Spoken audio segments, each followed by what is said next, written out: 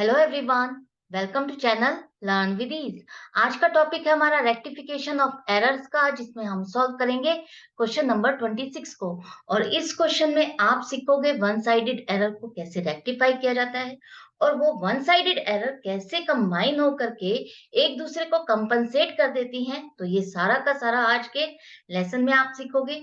मैं हर वीडियो में एक नए तरीके से आपको कॉन्सेप्ट को समझाने की कोशिश करती हूँ, ताकि आपका कॉन्सेप्ट स्ट्रांग हो जाए और आपके सारे डाउट्स खत्म हो जाए। तो वीडियो के एंड तक बने रहना। ये है आपका चैप्टर नंबर 19 डीके गोयल की बुक से। शुरू करते हैं आज का लेसन। आपका ट्रायल बैलेंस मैच नहीं कर रहा है, जिसमें डिफरेंस आ रहा है और उस डिफरेंस को आपने सस्पेंस अकाउंट में डाल करके क्लोज कर दिया है। अब यहाँ पर जब आपने बुक्स को चेक किया तो आपको कुछ डिफरेंसेस मिल रहे हैं, मिस्टेक्स मिल रही हैं, जिसको आपको रेक्टिफाई करना है और सस्पेंस अकाउंट बनाना है। तो फर्स्ट ट्रांजैक्शन है जहां पर आपको कुछ ट्रांजैक्शंस दी गई है, जिन्हें कहा जा रहा है कि ये कंपनसेटिंग एरर है। अभी तक आपने जितने भी क्वेश्चंस किए हैं उनमें आपने समझा है कि compensating error two sided errors होती हैं, जो कि आपके ट्रायल बैलेंस को अफेक्ट नहीं करती। अब अगर आप इंडिविजुअली इन ट्रांजैक्शंस को देखते हो तो ये आपको वन साइडेड एरर मिलेंगी। आपके एक ही अकाउंट को अफेक्ट करने वाली मिस्टेक्स मिलेंगी, जिनमें आपको एक ही अकाउंट में करेक्शन भी करनी है। तो ये कंपनसेटिंग एरर कैसे हो सकती है? तो यहाँ पर कंपनसेटिंग एरर ये इस तरह से है कि जब आप एक अकाउंट में मिस्टेक करते हो और वो मिस्टेक आपकी दूसरे अकाउंट की मिस्टेक से ढक जाती है, तो वो आपस में क्या हो जाती है, बैलेंस कर देती है, कंपनसेट कर देती है। जैसे कि अगर आपने कोई मिस्टेक डेबिट साइड में करी है, डेबिट साइड में जिस अमाउंट से की है, मान लो 100 रुपए से की है, तो उतनी ही अमाउंट से आपने क्रेडिट साइड पर भी कर दी है 100 रुपए से। तो 100 रुपए की मिस्टेक डेबिट साइड की 100 रुपए के क्रेडिट साइड से आपस में बैलेंस हो गई, खत्म हो गई, जो कि आपके ट्रायल बैलेंस को रिफ्लेक्ट नहीं करेगी और आपका ट्रायल बैलेंस का टोटल मैच कर जाएगा। जब आपने अपने ट्रायल बैलेंस के डिफरेंस की वजह से बुक्स को चेक किया तो आपने फाइंड किया कुछ ट्रांजैक्शंस को, जिन्होंने आपस में ऐसा कॉम्बिनेशन बना लिया कि एक दूसरे की मिस्टेक को ढक लिया, खत्म कर दिया, कंपनसेट कर दिया, बैलेंस कर दिया। तो उन ट्रांज़ैक्शंस को अगर आप इंडिविजुअली देखोगे तो वो देखो किस तरह से इफ़ेक्ट कर रही हैं ट्रायल बैलेंस को। फर्स्ट ट्रांज़ैक्शन है जहाँ पर सेल्स रिटर्न की बुक का आपने जब टोटल किया तो वो 100 रुपए से ज़्यादा किया। मतलब कि अगर 900 रुपए का टोटल बनता है, तो आपने उसके टोटल को कितना लिख दिया है? 1000 रुपए। अब आपको पता है सेल्स रिटर्न का बैलेंस डेबिट होता है, तो इसका मतलब आपने सेल्स रिटर्न के डेबिट बैलेंस को 900 रुपए की जगह कितना लिखा? 1000 रुपए लिखा। इससे 100 रुपए का जो डिफरेंस आया वो आपके ट्रायल बैलेंस की डेबिट साइड पर भी आएगा, क्योंकि डेबिट साइड में ही तो आपने इस एक्सेस टोटल को लिखा। डेबिट साइड का ही टोटल 100 रुपए से ज्यादा हो जाएगा। अब ये आपने जो टोटल में मिस्टेक की है, इसके लिए आपने क्रेडिट साइड पर नहीं लिखा, क्योंकि ये ट्रांजैक्शन तो थोड़ी ना थी जिसके लिए आप क्रेडिट साइड पर भी किसी अकाउंट को पोस्ट करते। तो यहाँ पर आपने सिर्फ डेबिट साइड पर ही मिस्टेक की है। इसी अकाउंट की करेक्शन के लिए आपको क्या करना होगा? आपको सेल्स रिटर्न अकाउंट को ही 100 रुपए से क्रेडिट करना होगा, ताकि जो 100 रुपए का डेबिट का बैलेंस है आपस में कैंसिल हो जाए, क्रेडिट से ये कैंसिल हो जाए, नील हो जाए और आपके इस अकाउंट का बैलेंस करेक्ट हो जाए। अब दूसरी मिस्टेक जो आपने की है, वहां पर आपने जो परचेज बुक का जब टोटल करते हैं और वो एक पेज से दूसरे पेज पर लेकर जाते हैं, तो वहां पर लिखने में आपने मिस्टेक कर दी है। मान लो वहां पर जो टोटल आपका आ रहा है 1826 रुपए, उसको आपने कितना लिख दिया है? 1886 रुपए। मतलब कि 540 रुपए से आपने परचेज अकाउंट का टोटल कम अमाउंट से लिखा है और आपका डेबिट का टोटल भी आपका 540 रुपए से कम आएगा। क्यों? क्योंकि आपने डेबिट का जो बैलेंस है वही रॉन्ग लिख दिया। इससे कॉरेस्पॉन्डिंग जो ट्रांजेक्शन थी वो तो आपने की है ना क्रेडिट में, वो तो सारे अकाउंट्स में आपकी पोस्टिंग हुई है। लेकिन जब परचेज की जो टोटल है वहीं पर आपने मिस्टेक की है। अगर आप उसके अकाउंट के टोटल को रॉन्ग कर दोगे तो वहां पर आपके डेबिट और क्रेडिट का बैलेंस नहीं बनेगा। इसको करेक्ट करने के लिए आपको क्या करना होगा? परचेज अकाउंट का ही टोटल आपने रॉन्ग किया है ना, तो आपको 1286 रुपए से तो आपने बैलेंस किया हुआ है, उतने अमाउंट से तो लिखा है। अगर मैं 540 रुपए से और परचेज अकाउंट को डेबिट कर देती हूँ, तो ये कितना बन जाएगा? 1826 रुपए। यही आपको चाहिए, तो परचेज अकाउंट को आप डेबिट कर दो 540 रुपए से। नेक्स्ट है, आपने कुछ सामान खरीदा सी से 400 रुपए का, और यहाँ पर आपकी एंट्री क्या बननी चाहिए? Purchase account debit to C account 400 रुपए। लेकिन आपने क्या किया? सी के अकाउंट को क्रेडिट करने के बजाय डेबिट किया है, और वो भी 40 रुपए। तो यहाँ पर क्या हुआ? आपने परचेज अकाउंट को भी 400 रुपए से डेबिट किया, और सी के अकाउंट को भी डेबिट किया 40 रुपए से। तो डेबिट साइड पर तो आपने 440 रुपए की एंट्री कर दी, लेकिन इससे रिलेटेड आपने क्रेडिट में कुछ भी नहीं लिखा। कुछ भी नहीं लिखा तो डिफरेंस आ जाएगा, बैलेंस नहीं होगा। आपके डेबिट साइड पर 440 रुपए का टोटल ज्यादा आएगा, क्रेडिट साइड का कम आएगा। अब इसकी करेक्शन के लिए आपको क्या करना होगा? पहले तो जो आपने ये 40 रुपए लिख दिए हैं, गलत लिखे हैं, मिस्टेक है, इसको करेक्ट करना होगा। इसको करेक्ट करने के लिए अगर आप यही 40 रुपए सी के अकाउंट में क्रेडिट कर देते हो, तो ये 40 डेबिट के क्रेडिट से कैंसिल हो जाएंगे। दूसरा, यहाँ पर ये तो निल हो गया। आपको क्या चाहिए? सी के अकाउंट में 400 रुपए क्रेडिट साइड पर चाहिए, तो उसके लिए आपको सी के अकाउंट में क्रेडिट साइड पर 400 रुपए और लिखने होंगे। तब जाकर के सी के अकाउंट में 400 रुपए का क्रेडिट का बैलेंस आएगा। तो कुल मिलाकर के आपको 40 रुपए और 400 रुपए 2 बार क्रेडिट करने होंगे सी के अकाउंट में। तो टोटल मिलाकर के आप सी के अकाउंट को 440 रुपए से क्रेडिट कर दोगे, तो ये ट्रांजैक्शन भी करेक्ट हो जाएगी। अब यहाँ पर ये थी वन साइडेड एरर्स, हमने इनको करेक्ट करा। जिस अकाउंट में डेबिट होना था, जिस अकाउंट को क्रेडिट करना था, हमने किया। अगर हम इनको इंडिविजुअली करते तो हम किसका सहारा लेते? सस्पेंस अकाउंट का सहारा लेते। बिल्कुल सही बात है, सस्पेंस अकाउंट को ही करते। लेकिन आपको यहाँ पर ये कंपनसेटिंग एरर कहा गया है, तो आपको उन्हीं अकाउंट का उसी तरीके से लिख करके बताना है किस तरह से ये आपस में कंपनसेट कर रही है। तो यहाँ पर देखो, आपने परचेज अकाउंट को 540 रुपए से डेबिट नहीं किया था, जिसकी वजह से आपके डेबिट साइड का टोटल कम आ रहा था। यही हो रहा था। और यही चीज आपने क्रेडिट साइड पर भी 540 रुपए से क्रेडिट नहीं की थी, तो क्रेडिट साइड का टोटल भी कम आ रहा था।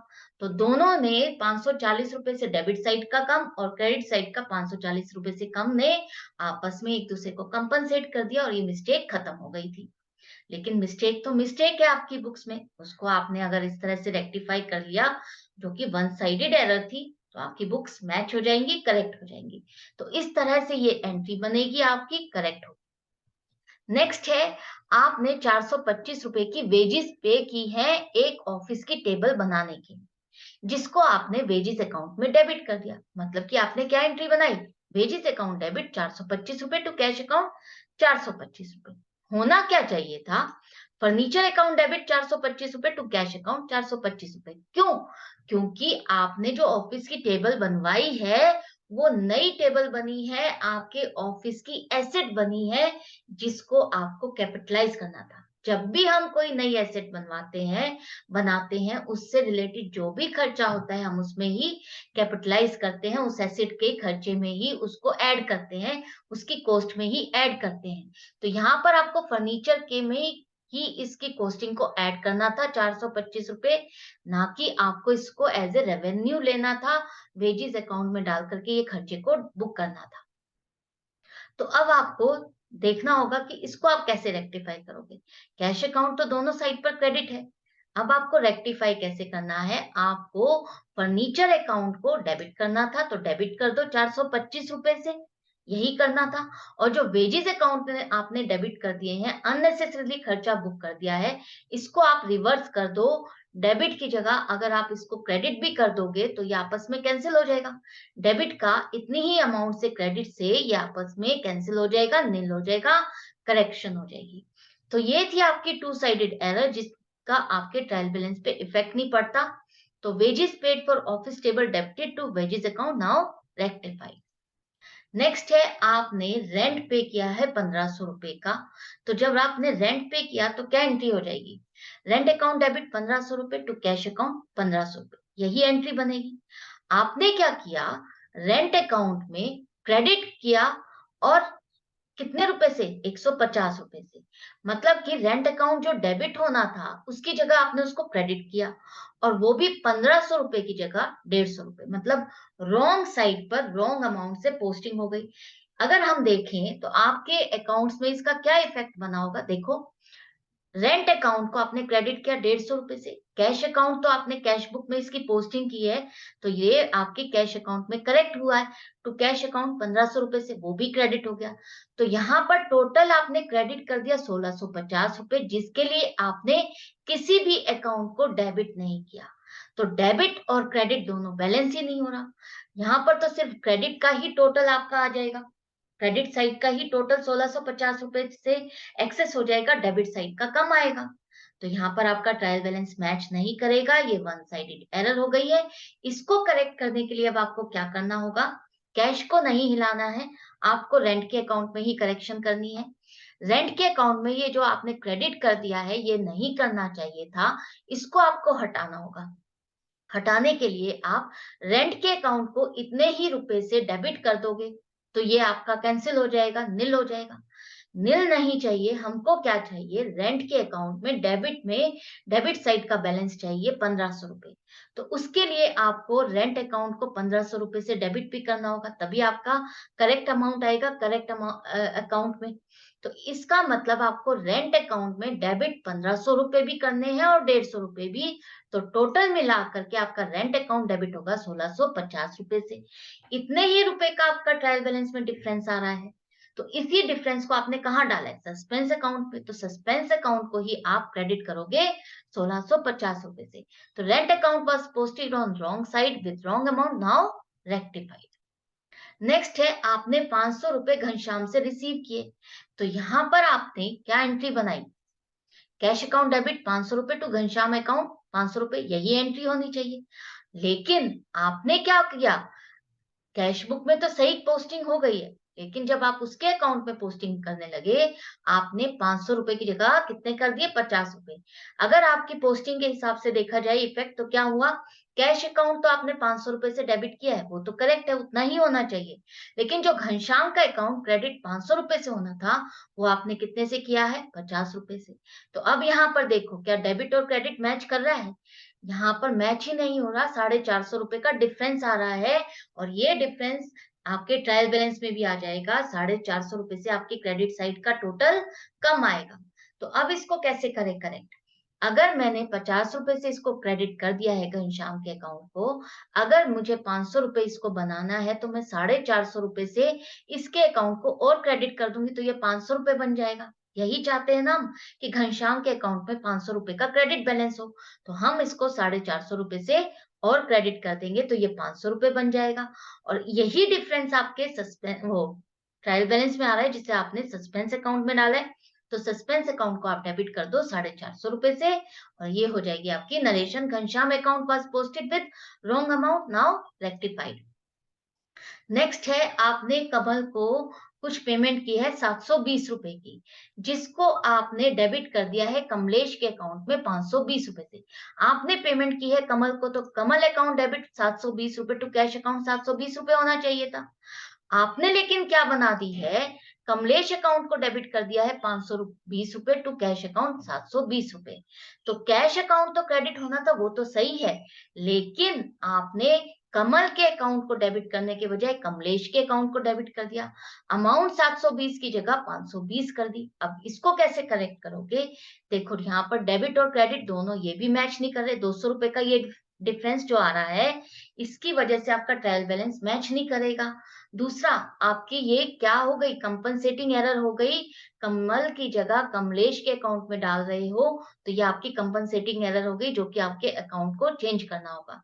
तो यहाँ पर आप कमल के अकाउंट को डेबिट कर दोगे 720 रुपए से, यही आपको बैलेंस चाहिए। और जो कमलेश का अकाउंट है, आपने डेबिट किया है अननेसेसरीली, उसको खत्म करने के लिए अगर आप इतनी ही अमाउंट से इसको क्रेडिट कर दोगे, तो ये आपस में कैंसिल हो जाएंगे।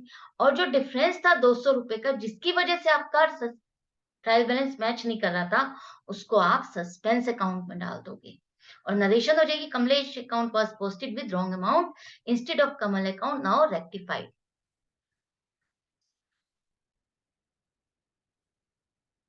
नेक्स्ट है, आपकी जो परचेज रिटर्न बुक का टोटल है वो 2500 रुपए का, वो आपने पोस्ट ही नहीं किया है। तो परचेज रिटर्न बुक का टोटल आपका क्या होता है? क्रेडिट बैलेंस होता है।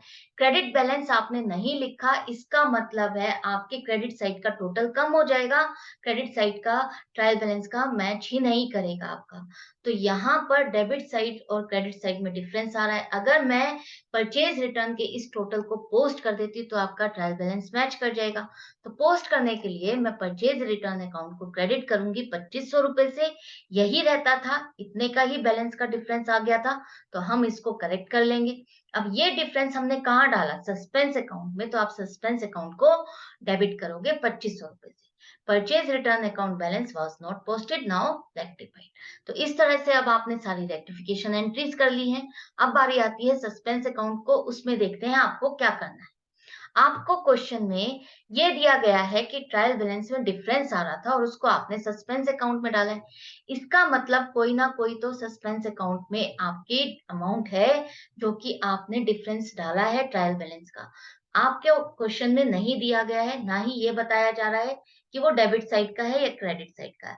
तो आपको क्या करना है, ऐसे क्वेश्चंस में जहां पर आपको अमाउंट नहीं दी जाती या साइड नहीं दी जाती, तो उसका मतलब है कि जितनी भी आप ट्रांजैक्शन है उनको रेक्टिफाई कर देते हो, तो उसके बाद आपके सस्पेंस अकाउंट में एंड में बैलेंस नहीं बचेगा। आपकी इन रेक्टिफिकेशन से आपका सस्पेंस अकाउंट खत्म हो जाएगा, आपका ट्रायल बैलेंस मैच हो जाएगा। तो अब आपको क्या करना है, जो भी ट्रांजेक्शन जिसमें सस्पेंस अकाउंट आपने लिखा है डेबिट या क्रेडिट में, उसकी पोस्टिंग आप यहाँ पर करोगे। ऊपर थोड़ा-सा गैप छोड़ के डेबिट और क्रेडिट साइड पर, क्योंकि आपको नहीं पता किस साइड का बैलेंस है। तो आपका सस्पेंस अकाउंट क्रेडिट हो रहा है तो क्रेडिट साइड पर लिखो थोड़ा-सा गैप छोड़ के बाय रेंट अकाउंट, और अमाउंट आएगी 1650 रुपए। नेक्स्ट है, आपका सस्पेंस अकाउंट डेबिट हो रहा है तो डेबिट साइड पर आ जाओ टू घनश्याम अकाउंट, अमाउंट आ जाएगी 450 रुपए। नेक्स्ट है, आपका सस्पेंस अकाउंट क्रेडिट हो रहा है तो क्रेडिट साइड पर और क्या लिखोगे? बाय कमल अकाउंट, और अमाउंट आएगी 200 रुपए, 720 नहीं आएगी। आपको यहाँ पर देखना है सस्पेंस अकाउंट कितने से क्रेडिट हो रहा है, तो उतनी ही अमाउंट लिखोगे आप। नेक्स्ट है, आपका सस्पेंस अकाउंट डेबिट हो रहा है, डेबिट साइड पर आ जाओ टू परचेज रिटर्न 2500 रुपए, और यहाँ पर आपने जब सारी एंट्रीज कर ली हैं, तो अब देखो टोटल आपका डेबिट साइड का टोटल आ रहा है 2950 रुपए, और क्रेडिट साइड का टोटल आ रहा है 1850 रुपए, मतलब कि डिफरेंस कितना हो गया? 1100 रुपए। 1100 रुपए का डेबिट साइड का टोटल ज्यादा है क्रेडिट साइड से। तो अगर आपको इसको बैलेंस करना है, इक्वल करना है, तो आप कहाँ लिखोगे? क्रेडिट साइड पर लिखोगे सबसे ऊपर bye difference in trial balance 1100 रुपए। तो इसका मतलब है आपके ट्रायल बैलेंस में क्रेडिट साइड का टोटल कम आ रहा था 1100 रुपए से, जिसे आपने सस्पेंस अकाउंट में ही लिख करके क्रेडिट साइड पर सस्पेंस अकाउंट को लिख करके क्लोज कर दिया। तो इसका मतलब यहाँ पर हम कहाँ लिखेंगे? क्रेडिट साइड पर ही लिखेंगे bye difference in trial balance 1100 रुपए, एंड में टोटल लिख दो 2950 रुपए। ये क्वेश्चन यहाँ पर कंप्लीट हो जाता है। आई होप ये क्वेश्चन आपको अच्छा लगा होगा, समझ में भी आ गया होगा। डाउट और कंफ्यूजन के लिए आप कमेंट सेक्शन में खुल करके लिख सकते हो। मैं मिलूंगी आपसे नेक्स्ट क्वेश्चन में, नेक्स्ट वीडियो में। लेकिन आप अपनी प्रैक्टिस को जारी रखना, कंटिन्यूटी रखना, सीखते रहना, बने रहना, और बेल आइकन को प्रेस करोगे तो आपके पास नोटिफिकेशंस आ जाएंगी कि हाँ वीडियो डल गई है। अच्छा लगता है तो लाइक करना मत भूलो, और शेयर करोगे तो बाकी सबकी भी प्रॉब्लम सॉल्व होगी। ऑनलाइन क्लासेस के लिए आप मुझे व्हाट्सएप भी कर सकते हो। Good bye and take care.